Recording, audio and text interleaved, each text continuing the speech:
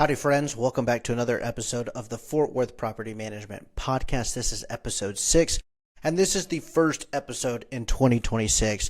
So we hope you all have had a Merry Christmas, a very Happy New Year. I know it's a few weeks late to be saying Happy New Year, but we still caught January. Definitely hope that you all have started your new year off great. We're extremely thankful for all the listeners that we gained in Q4 of 2025 and cannot wait for all the listeners that we're going to gain here throughout 2026. We have some very exciting stuff coming for everybody. So very thankful to have you all here. We're excited to get rolling. This is going to be a great episode.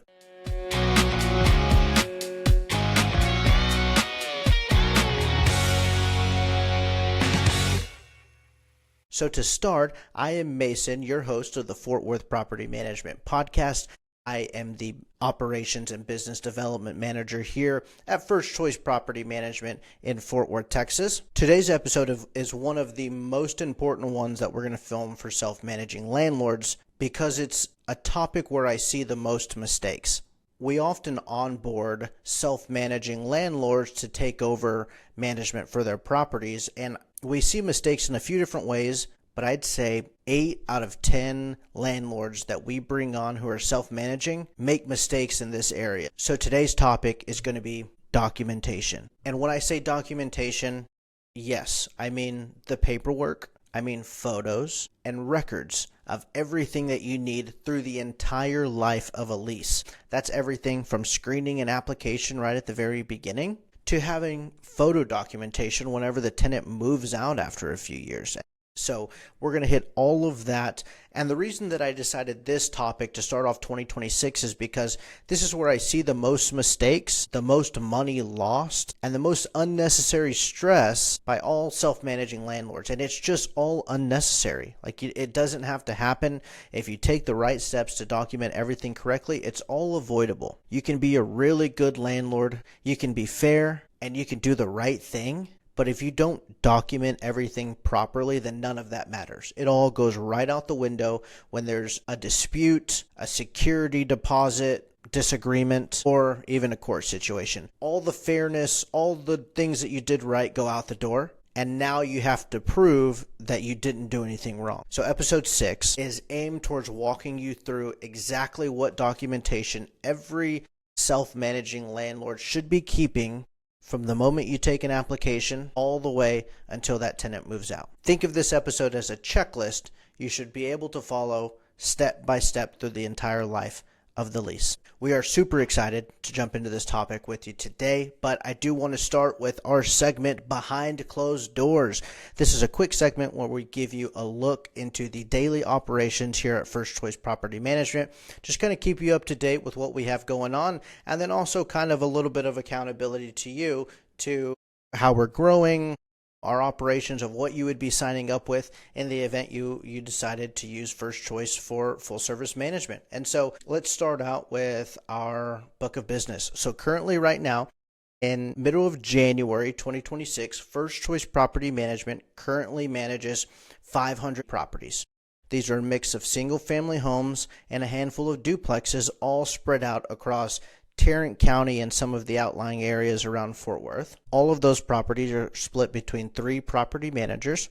We did used to have assistant property managers, but we just switched them over, which was implemented in the new year. We switched assistant property managers to resident service coordinators. And now all tenants have a dedicated person that they can go to, and this resident service coordinator position is more tenant facing, whereas the property managers are owner facing. So we want owners dealing directly with their property managers because this is their business partner. This is their go-to person. And so that's why we made the switch. That's one big project that we had been working on towards the end of the year of 2025.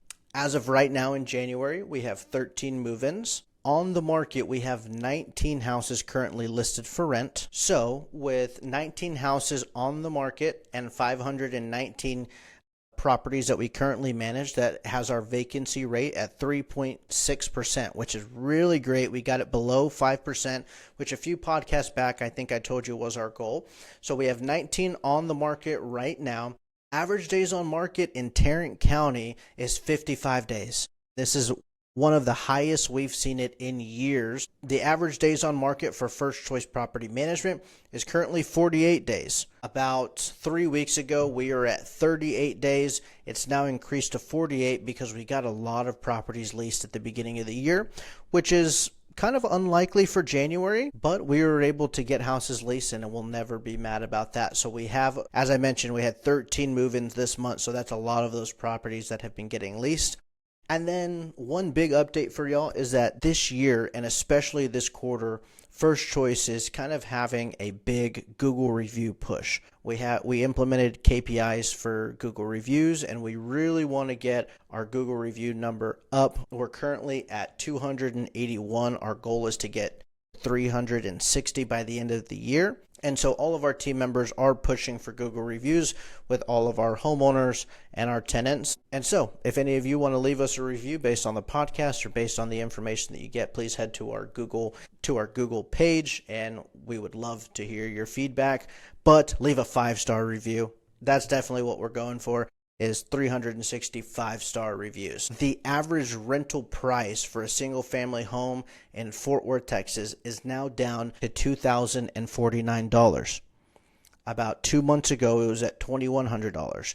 This is an indication of the market as a whole. That means over the last few months, we have seen more and more price decreases as that average lowers. I expect that once we get to spring break or once we inch closer towards the summertime, that number will start to pick back up as rental prices increase or as people list a little bit higher to be aggressive during the summertime.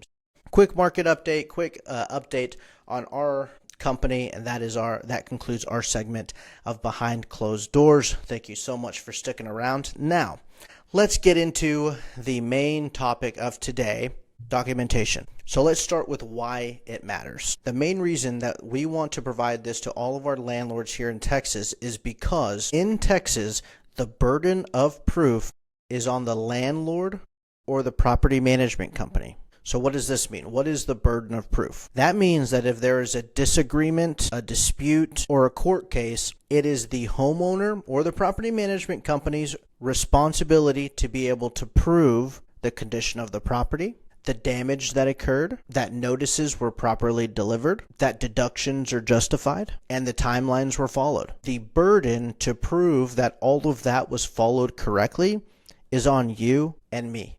It is on the homeowner and the property management company.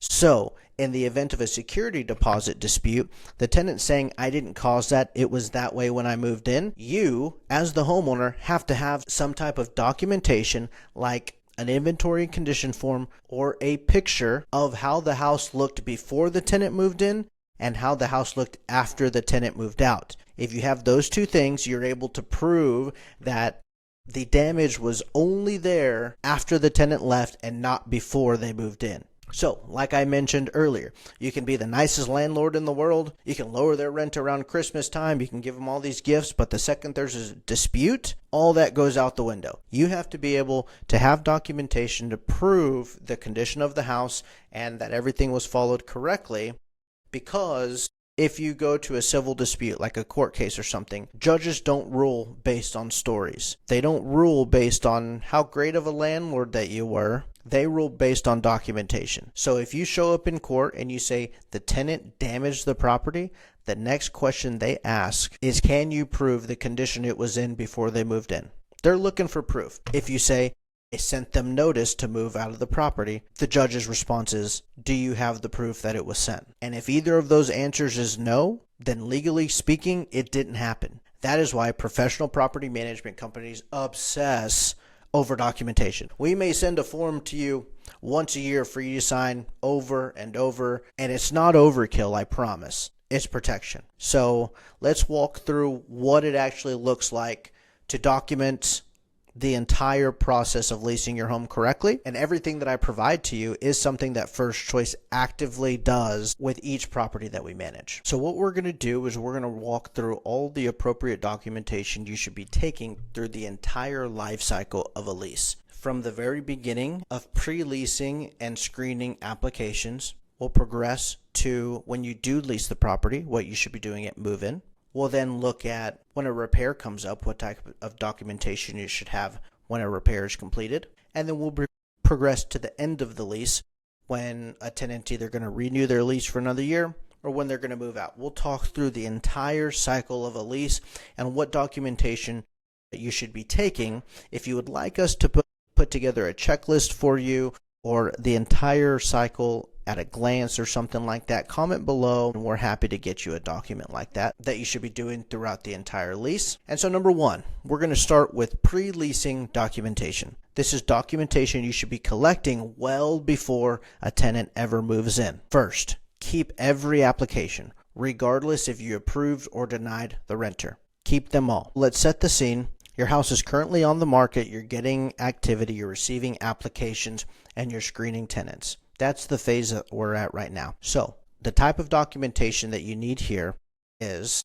of course, a rental application. Along with the rental application, you want to gather a credit report, a background check, eviction history, and income verification. All of those items fit under the rental application. The last two things that I would definitely collect are a copy of the tenant's driver's license and a copy of their social security card. You collect all of these for each individual applicant. It's required. Make it your required process for every single applicant. And then, more importantly, keep every application. Whether you approved or denied them, keep every application and everything associated with it. These records protect you from any fair housing claims in the future that a tenant might make. So to give you an example, if a tenant were to submit a fair housing claim saying that you denied their application because of discrimination, whether it was race, gender, marital status, whatever it was, they believe you discriminated against them. Now you're in court. Now the burden of the proof is on the landlord. You have to prove that you did not discriminate against them. Since you have every application that you screened, you simply pull up the credit report or the background check and you will show the judge exactly why you denied their application. That clears you. You're good to go. You didn't discriminate. But can you imagine what would happen if you didn't keep all those applications and a claim like that was made? How would you prove it? And so it's very important that you keep every application and everything that I listed along with the application so that in the event that this ever happens, you're able to prove why exactly you denied that tenant and their application. And then little life hack, if you do deny a renter based on something on their application, I would notify them via email or text. Inform them that they were denied and give them the reason why. That way it's documented. You can even take a screenshot of it. You can save it in your email address. You have all that record for why they were denied. And then you can even go back to any of the rental applications that you have because you're saving all of them. So it's very important, even from the very beginning, save every application and everything that you require along with it. All right, awesome. So now that you approved a tenant, let's fast forward to the house is now off the market. You selected the renter and they're about to move into the property. Okay? The type of documentation that you should be collecting here are a few different things. The first one, it sounds obvious, but you'd be surprised how many people don't have it, is a fully executed lease agreement. It has to be signed by all parties. So that means all the tenants that you approved and all the homeowners, aka the landlords. It needs to be fully executed. That means all parties signed it. You would be so surprised how many landlords rent their property to a friend of a friend and they say, pay me $2,000 a month. Y'all handle the utilities and the lawn. We'll call it good. Fast forward 3 months in, the friend of the friend stopped paying rent and now they're in trouble. So it sounds silly of me to say, but have a fully executed lease agreement signed by all parties.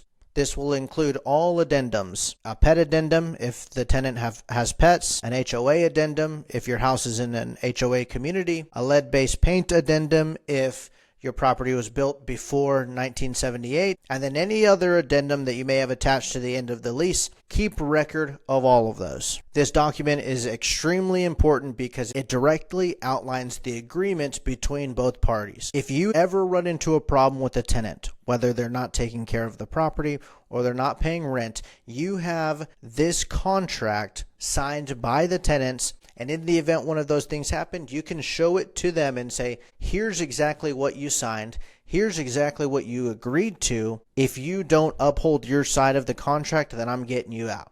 And you're able to do that. Now, you have to do it correctly, but if you don't have a lease agreement, then you're already starting on the wrong foot. So, when you're getting ready to move a tenant in, have a fully executed lease agreement signed by all parties before the tenant moves in. Next, and even more important than the lease agreement, you want to have a move-in condition report, also known as an inventory and condition form. The inventory and condition form is a form provided to landlords by the Texas Realtors Association.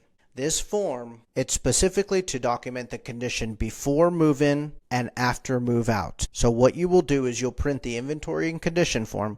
You will give it to the renter at move-in, and you will make it mandatory that they return it to you by the 10th day after move-in. So if they move in on the 1st of January, they must return it to you by the 10th of January. What this form is as it plainly states in the title of the form, it documents the inventory of the property and the condition of the property before move-in for the tenants. So what it has, it lists out exterior items like mailboxes, fences, gates, the lawn, the trees, the gutters, the paint, the driveway, the front door, the back door, the deck, the patio. It has all of those items listed and a blank right next to it. This is where the tenant will fill out that the mailbox is bent and broken. The front door has a lot of scratches on it. There are light bulbs missing outside the house. It's meant to document the condition whenever the tenant moves in for the tenant's protection. It then moves to the garage, the entry, the living room, the dining room, kitchen, breakfast nook, halls, family rooms, primary bedrooms. It documents the entire property, each of which have a blank next to it where they will document the condition of all the doors, the walls, the trim, the countertops. All of that stuff has a line item for it to be documented. So it does give the tenants their chance to document how the house looks beforehand, and oftentimes tenants will highlight all of the defects of the property to protect themselves so that they don't have to pay for it when they move out. So if there's a hole in the drywall or if there's a light bulb missing, more than likely they're going to mention it on this form so that they're not responsible for it whenever they move out. Again, it does highlight the condition of the property, and then it also takes inventory. So there is a slot for the tenants to fill out how many keys they were given to the house, how many mailbox keys, how many garage door openers, how many key fobs to HOA amenities, all of that stuff. Also, if there's a washer and dryer, if there's a refrigerator, all of that stuff needs to be documented. So this is one of the most important forms that you as a landlord can have the tenant fill out. So extremely important that you give this to them at move-in and make it due by the 10th day after they move in. They will fill this out, and then right next to everything they fill out, there's a landlord's move-out comments. So you will actually keep the exact copy that they provide to you, and you will fill it out whenever they move out. We'll get to that a little bit later. In addition to everything that this tenant fills out, I want you to do your own as well. You don't have to do the full report to have on hand, but what I would do and what I would make a requirement in your standard process is date and timestamp photos to document the condition of everything in the house room by room. So right before a tenant moves in, you're going to have 3 different forms of documentation as they move in. Fully executed lease agreement, inventory and condition form printed and ready for the tenant to fill out, a full set of property photos to document the entire condition of the house, date and timestamp. There's a very good app that you can download on your phone that automatically date and timestamps any photo that you take within its app. The app's name is quite literally titled Timestamp Camera. I believe it was put out by Instagram. It is called Time-Stamped Camera. Basically, you open it, it date and timestamps the exact that photo was taken and also gives a location. So I would download that and take about 100 photos of everything. Take it room by room and not just wide photos. I want you to take pictures of the trim, of the door stoppers, of every wall, of the inventory condition form and all the keys on the countertop. Document exactly how the property looks whenever a tenant moves in. even to the smallest minute detail, I want you to have files of, because fast forward to 2 years from now, if the tenant moves out and all 20 door stoppers are removed, we've seen this before. If all 20 door stoppers are removed and you have to replace them and it costs you a couple $100 to do, and they dispute that, you have to have proof that door stoppers were there before they moved in. Nobody's thinking to take a picture behind a bedroom door to show door stoppers, right? So I know this is a trivial example and you may not even want to charge your tenant for that, but when it comes down to it, if a tenant disputes their security deposit charges, you need to have proof of how the house looked prior to their move-in. So I want you to take date and timestamp photos of every single inch of your property to document exactly how it looks right before they move in. And you might think that seems a little bit excessive, but trust us, it's not. You would be surprised by the disputes that we receive from tenants. Sometimes tenants leave these houses. They don't get a cleaner. It's really dirty. It's gross. We deduct a couple $100 for a house cleaning, and these tenants are pissed. And so now we have to prove to them that it was clean when they moved in and that it wasn't clean when they moved out. You can see my whole dilemma. And so I don't think it's excessive. I'd rather you over-prepare and not run into this problem than under-prepare, and now you're left out of luck whenever this tenant disputes what's going on. To sum it up, before a tenant moves into the property, you need to have 4 things. All the applications on file that you received while you were listed on the market, an executed lease agreement signed by all parties and have all addenda attached, have the tenants fill out an inventory and condition form, and have it back to you 10 days after they move in. And then you, as the landlord, need to take a full set of date and timestamp photos of absolutely everything in the property, every inch of the house. You have those 4 things before a tenant moves in, you are setting yourself up for so much success and reducing your risk so much. And so I would have those things prior to a tenant moving in, and then have the inventory and condition form with you whenever they move into the house to give to them. Okay, cool. So you did it. You documented everything correctly. You have everything in a Google Drive folder or in your folders app on your computer. Now the house is rented. You have a tenant in there who's paying rent. Everything's going good. What could go wrong, right? What kind of documentation would I need while the tenant's living in the house? Well, once a tenant moves in, documentation does not stop. So the first thing that you want to keep logs of is communication. If you can do your best to have pertinent conversations via email or text whenever possible, that'll protect you a little bit more than verbal conversations. Now, not every single conversation needs to be documented, but the important ones, like when if they have to do a payment plan and pay rent late, or if you're notifying them that they had an HOA violation, I would definitely do all of that via email or text. And then if something does have to take place over the phone, give them a follow-up in writing. Send them a text, something like, just confirming from our conversation today that you will be paying rent on January 15th instead of the 1st, or something like that, so that you have proof in quote-unquote writing, just in case this ever comes up. So the first thing, while a tenant's living in the house, try and document everything via email or text. Text is one of the most popular methods of communication with renters right now, so it shouldn't be extremely hard to do that. But I would get everything in writing just in case you ever need it. Not saying you will, but it's good to at least have record. All right, perfect. So next, when a tenant is living in the property, you want to keep documentation of any lease violations or notices. Self-managing landlords tend not to file the official form, like a breach of lease or late rent notices, but that method of communication happens somehow. If a tenant's late on rent, I know you landlords are texting the tenants letting them know. And so keep documentation for any time that they paid rent late, that they had an HOA lease violation, or breach of lease. An example of this is if they get a new puppy without telling you and you visit the house. If they get a new puppy without telling you, that's a breach of lease until you update the documentation and stuff like that. So always keep copies of any notices or any documents that are sent to them. To give you an example of why it's important to have these records is because if you ever have to evict a tenant for non-payment of rent, sometimes the judge will look at their previous payment history and see if this has been a trend or not. And if you have documentation showing how many times throughout the lease that the tenants paid rent late, you're more likely to be granted that eviction instead of having to go longer without a rental payment. So I would definitely keep track of all of those documents throughout the lease. And then it's inevitable, repairs come up.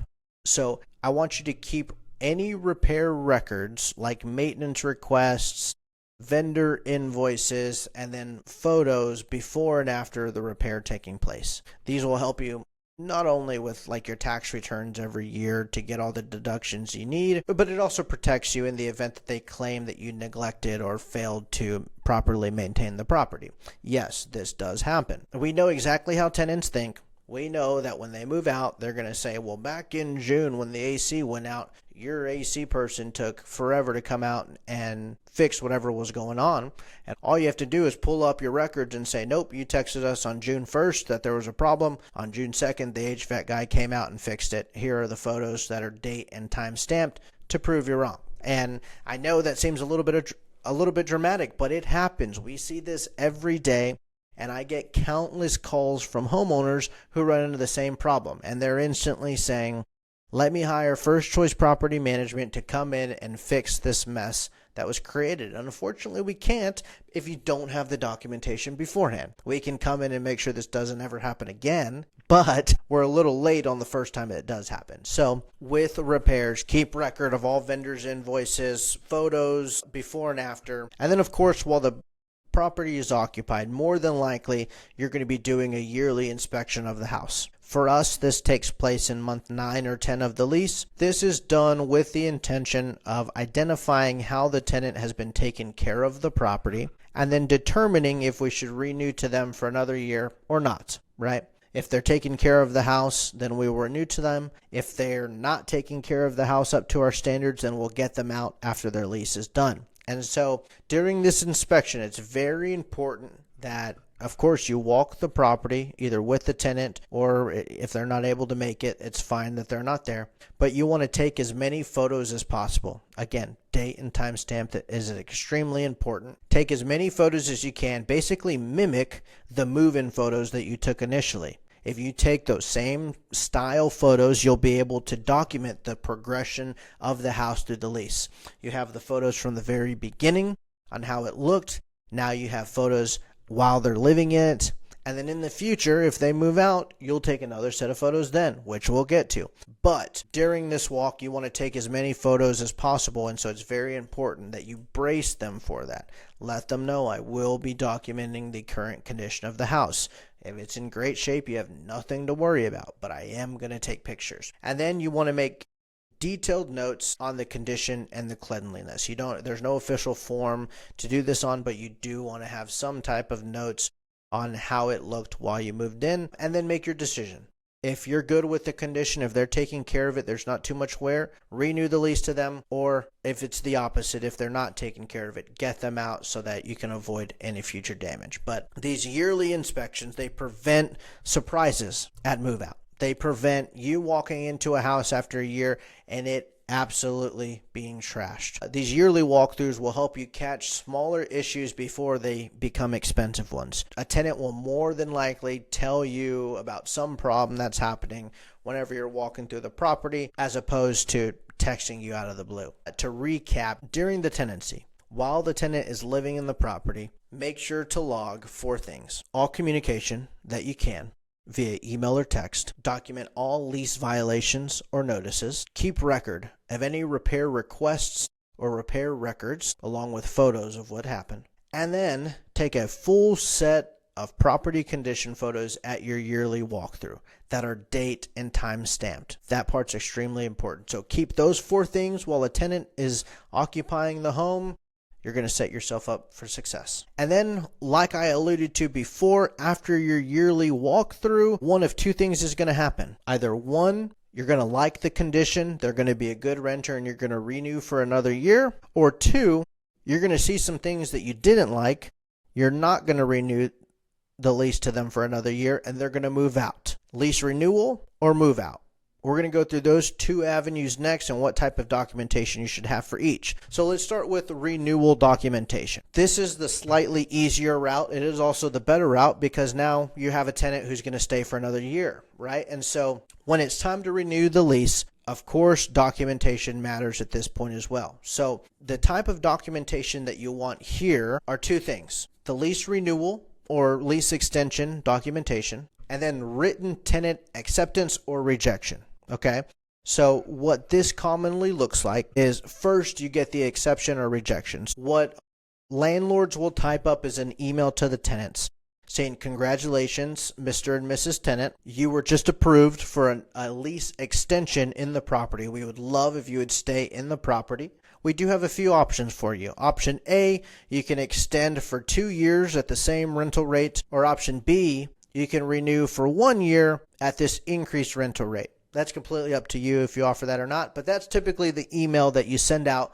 to the tenant, and then they will respond back, hello, Mr. and Mrs. Landlord. We would like to proceed with option A. Keep the rent the same and we'll renew for 2 years. That right there is written acceptance of a lease renewal. Okay, so you want to keep that portion right there. And then that does not suffice. It's not automatic.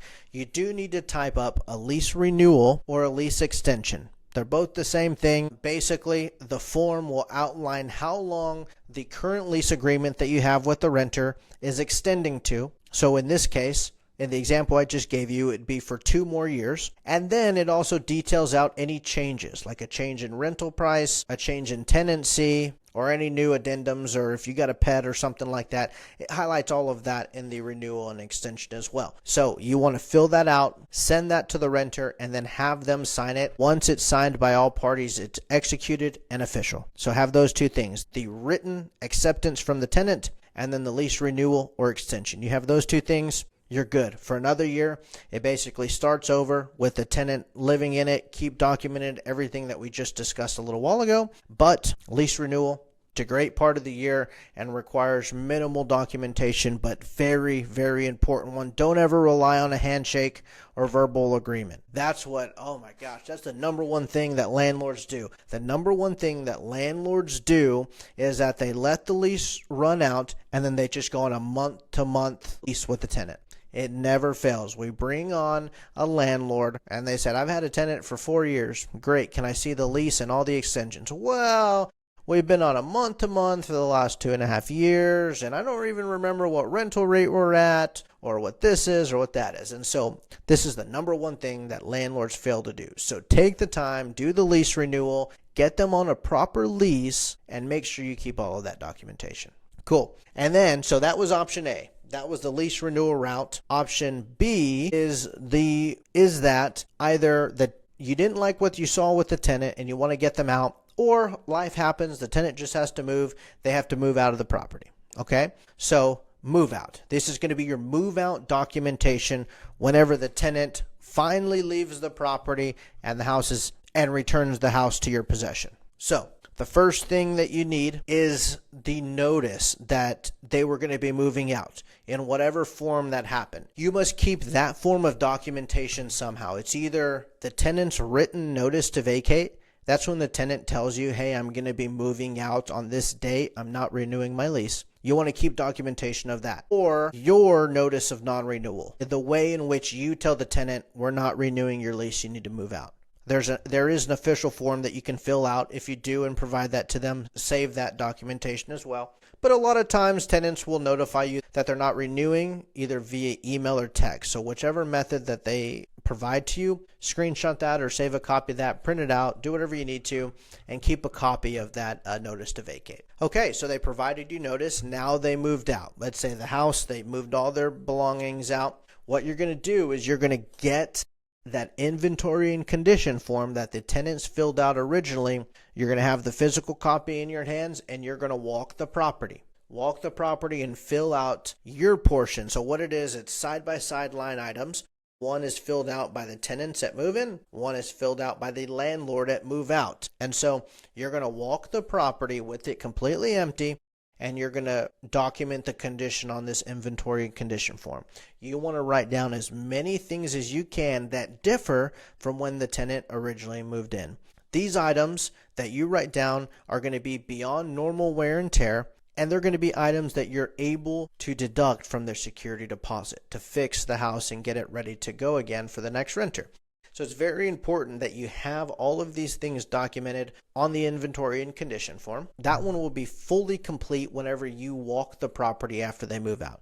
The entire form will now be filled out. So that's one thing to keep. And then, just like at your yearly walkthrough, you're now going to take move out photos and videos. Make them date and time stamped. I'll say it a million times. And then try and do the exact same photos as your move-ins when possible. We know you won't get them all perfect, but if you can keep them the same, then you can focus on comparing the move-out photos to the move-in and determine what exactly you need to deduct and how the condition differs to when they originally moved in. You want to focus on damages done to the house, cleanliness, missing items like those door stoppers or appliances if those are gone.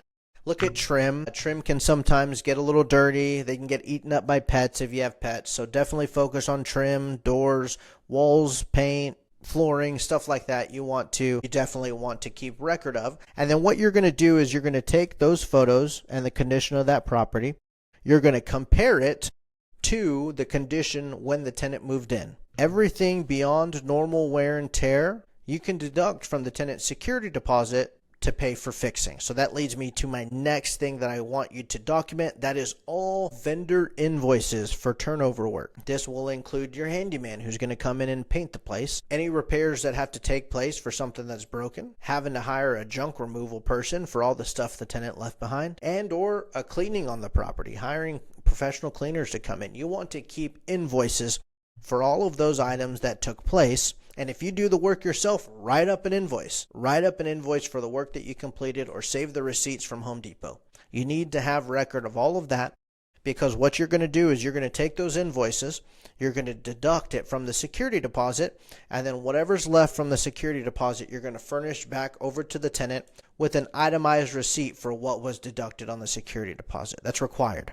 to do by a landlord within 30 days of their move out. That's required for you to complete. And so, of course, when you return a tenant security deposit and it's way less than what they gave you, they're not going to be happy. Some may understand, but they're not going to be happy. So it's very important that you have your proof that my painters charge me this, my cleaners charge me this, my carpet cleaners charge me this. Here's what I have. So it's very important that you have those so that you can itemize all of the security deposit deductions. And then, of course, if there is any disputes that get bigger than just arguing back and forth from tenant and landlord, if they end up proceeding to court, then you have all the documentation that's needed to, one, prove that what you deducted from the security deposit was the invoice price, and that it's a tenant charge, that you can charge them for it, and that it's their responsibility. You did not give them the property in that condition. And so all of these items are extremely, extremely important.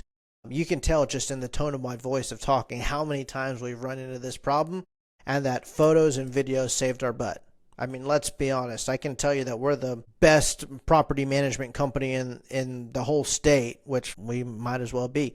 But it is photos and videos that have been saving our butt with a lot of these security deposit disputes, because we can't go back in time and remember every inch of a property. But photos and videos are the best thing that we can to document the condition of the property before the tenant moves in. So we do it every time. It's like clockwork, and we never skip it.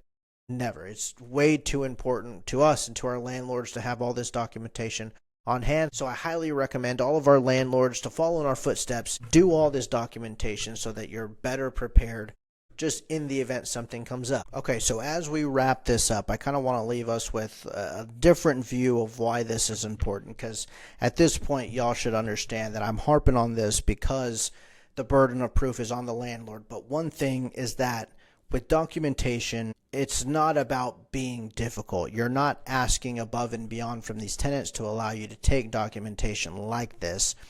And by no means am I saying that every tenant is awful and that they're going to destroy the house. It's not about being distrusting to tenants. It's just about protecting yourself. And then documentation. In the event of a dispute, documentation removes all emotion from the dispute. It replaces arguments with facts. It replaces the emotion with the cold, hard truth. It'll protect you in a bunch of different ways. It'll save you time, headaches, and of course, it'll save you money. It's extremely important that you have all of that. So again, this was meant for all of our self-managing landlords, all of those with rental properties. And so it's important that in whatever aspect of a rental property that you have, whether you are completely renting your single family home, whether you have a duplex and you're renting out the other side, whether you have a fourplex and you have 4 different tenants, or our Uncle Ronnie, Cameron and I's Uncle Ronnie has a single family home that he lives in, and then he has a garage in the backyard that has an ADU, an additional detached unit that tenants live in. Even if you have, by the way, Uncle Ronnie, if you're listening to this, hello, hope you're doing great.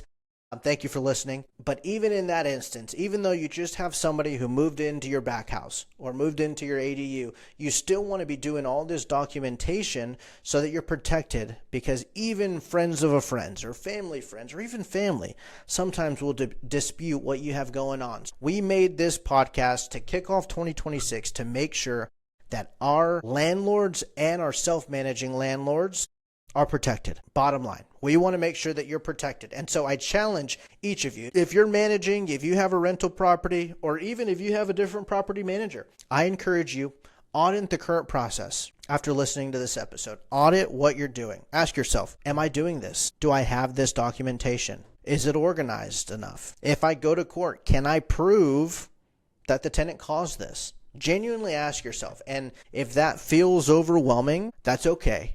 You'd be surprised how many landlords don't have it. I talk to them every day, and that's exactly why we are here. We're here to help, and we're here to give guidance. So even if you're not ready to sign up for full service management, shoot me a message and I'll tell you how to keep this stuff organized. I'll give you the software. I'll give you whatever you need to keep it organized. Or if you just want somebody to handle this whole process for you, that's why professional property management exists. Give us a call.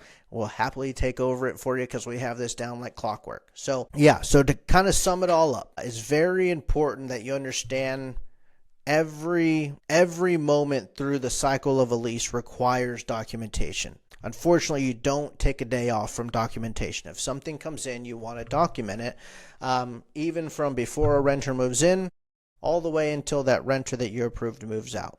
You want to have documentation for it all. Like I said, if you'd like this in a printable PDF of all the types of documentation that you should have, or if you want a checklist to keep on you while you're renting your property through the year, let me know. I'm happy to get one over to you. If you just comment below, we are checking all of our comments. And then we do have a slate of topics to talk through in 2026, but we definitely want to listen to our listeners. So if you have a topic that you're struggling with, if you want to hear about different things. I had an inquiry from a friend who listens about land leases, about leasing out your property to hunters to deer hunt or to do different things on. So these are all different ideas that we're tossing around in the air.